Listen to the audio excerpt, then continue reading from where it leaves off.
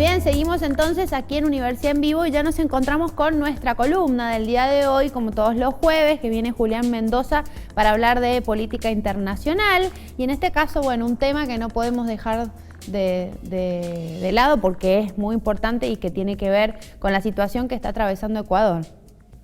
Hola Barbie, buenas tardes. ¿Cómo andás?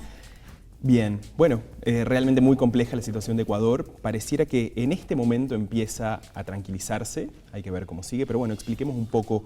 Protestas masivas durante las últimas 2 semanas, el pueblo realmente en la calle, a raíz de un decreto del Poder Ejecutivo firmado por el presidente Lenín Moreno que establecía el fin de los subsidios al precio de los combustibles, medida que obviamente iba a generar que los precios se dispararan en algo que obviamente afecta sobre todo a las clases trabajadoras del Ecuador y a todos quienes tienen que transportarse y demás. Esta eliminación del subsidio lo que genera es una ola de protestas populares, empieza justamente con los transportistas, tal vez el sector que más afectado se iba a ver. Claro. Luego se le suman los estudiantes y ya en una tercera ola los movimientos indígenas del Ecuador que ya le dan un tono realmente masivo a las movilizaciones. Hemos visto imágenes de enorme violencia, enorme lucha callejera, sí, muchísima represión policial, también ordenada por el gobierno de Lenín Moreno.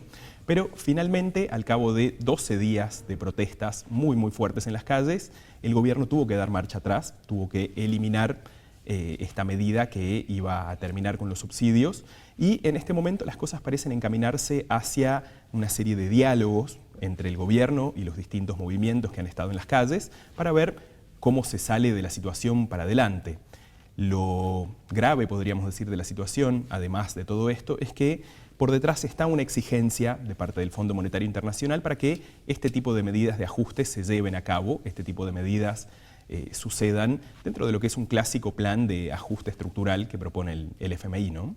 Bien, sí, como algo que nosotros atravesamos también, ¿no? Desde otro lugar y con otras medidas, pero bueno, no sé, vos cómo lo ves, digamos, en cuanto a los procesos que requiere el FMI de ajuste, nosotros en qué situación estamos. Es notable que todo esto sucede, digamos, en la misma lógica. Nosotros un par de años atrás habíamos escuchado en la Argentina que había un nuevo FMI, un FMI con rostro humano, digamos, que no iba a venir a, valga el término. El FMI. Claro, escucha, qué bueno. No iba a ser el FMI, digamos, del ajuste en Grecia, en España o en la propia Argentina durante nuestro proceso de crisis del 99 al 2001. Evidentemente el FMI sigue siendo más o menos lo mismo que fue siempre y lo que pide a cambio de los préstamos que da es ajuste de los gastos del Estado.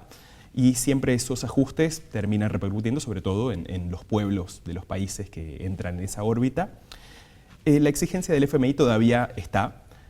Siempre ellos van por el lado del ajuste fiscal, así que aunque esta eliminación del subsidio podemos decir que ha fracasado, hay que ver cómo en los próximos días se plantean nuevas medidas que van a ir en líneas similares y ver cómo el pueblo ecuatoriano reacciona a esto.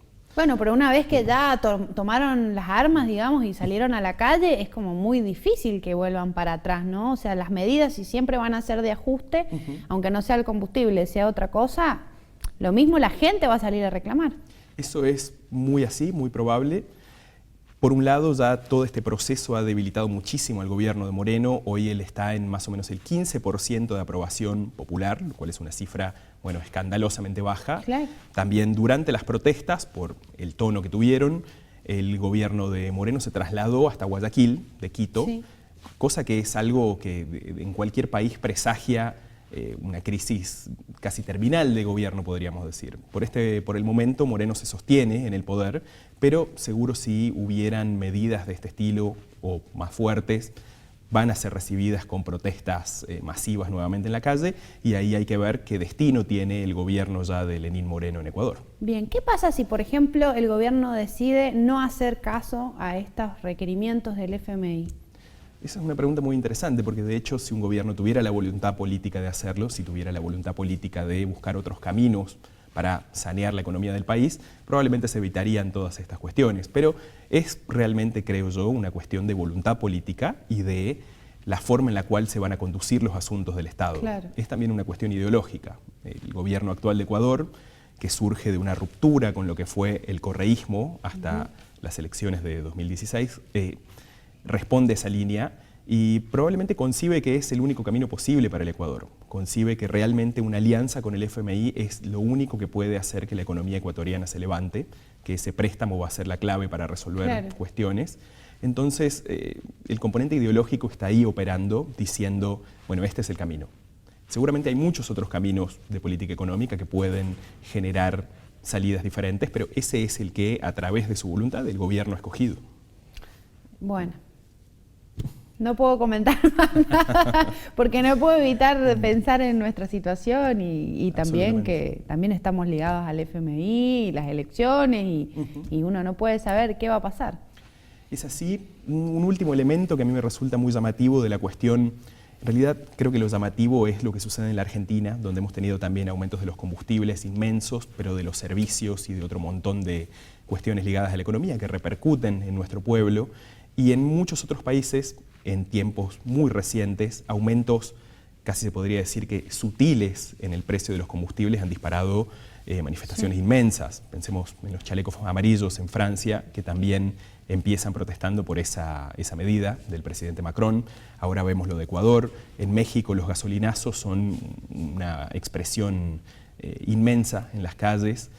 Incluso también podríamos citar lo que pasó en Brasil en el final del gobierno de Dilma, por un aumento en el precio de del transporte urbano, generó todo tipo de movilizaciones. Pero digo, la cuestión está presente en muchos países, genera reacciones muy fuertes, y creo que en comparación en la Argentina no hemos visto este tipo de movilizaciones populares con esa fuerza, con esa masividad, como sí en otros lugares. ¿Estamos más resignados a la suba de precios nosotros, a la inflación?